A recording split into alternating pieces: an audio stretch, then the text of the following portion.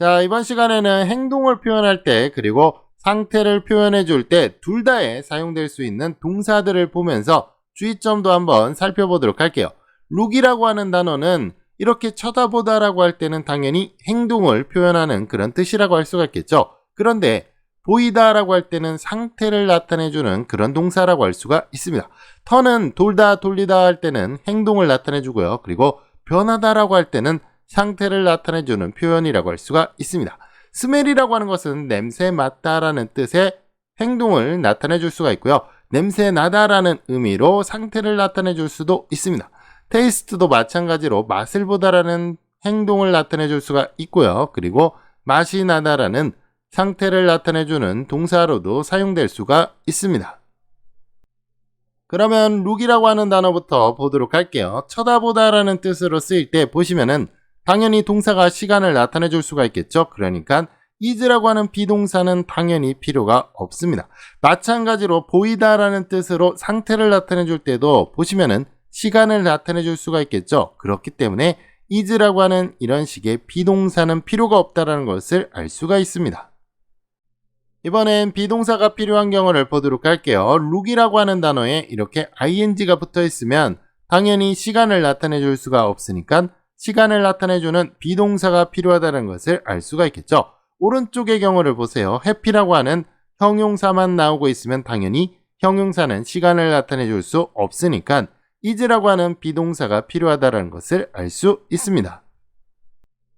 이번엔 turn이라고 하는 단어도 보도록 할게요. 돌다 돌리다 라는 뜻의 행동을 나타내주는 그런 표현으로 쓰일 때 당연히 시간을 나타내 줄 수가 있겠죠. 그렇기 때문에 비동사는 필요가 없습니다.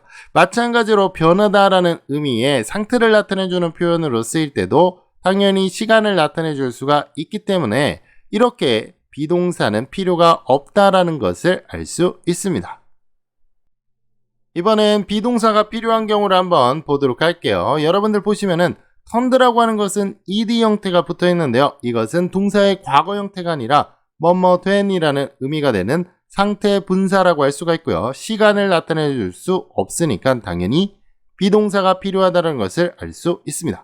오른쪽을 보면은요. 마찬가지로 read라고 하는 것은 이때 형용사로 쓰이고 있습니다. 그렇기 때문에 시간을 나타내 줄 수 없으니까 당연히 비동사가 있어야 된다는 것을 알 수가 있겠죠.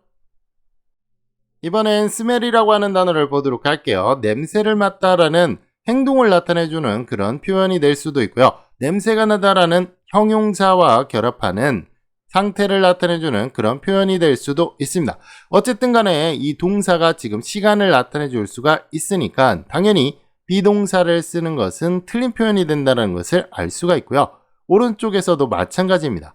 보시면은 냄새나다라는 것이 지금 시간을 나타내 줄 수가 있기 때문에 이런 식으로 비동사를 쓰게 되면은 틀린다라는 것을 알 수 있습니다.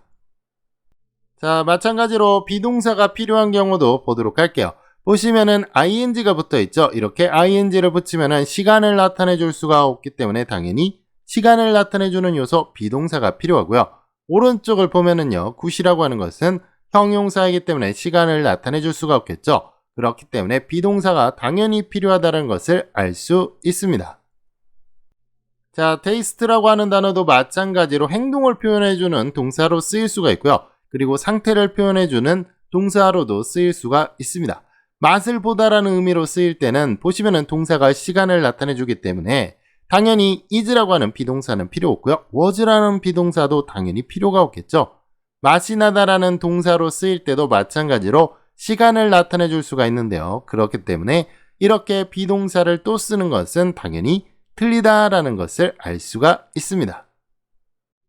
자, 시간을 나타내주는 비동사가 필요한 경우도 보도록 할게요.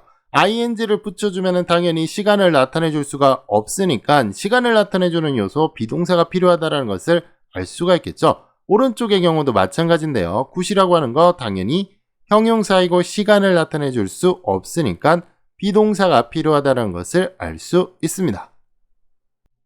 자, 이렇게 우리가 쭉 정리를 해봤는데요. 제가 이번 강의에서 강조를 하고 싶은 부분은 따로 있습니다. 여러분들이 비동사를 쓸 때 굉장히 주의해야 되는데요. 비동사라고 하는 거 시간을 나타내주기 위해서 사용합니다.